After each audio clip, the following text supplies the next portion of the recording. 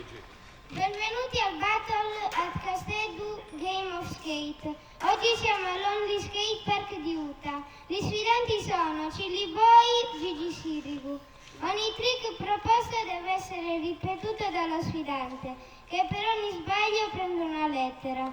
L'ultima lettera ha 2 tentativi. Non valgono grab, boneless e no compli. I trick devono essere popati. I punti sono assegnati dal nostro arbitro. Povera.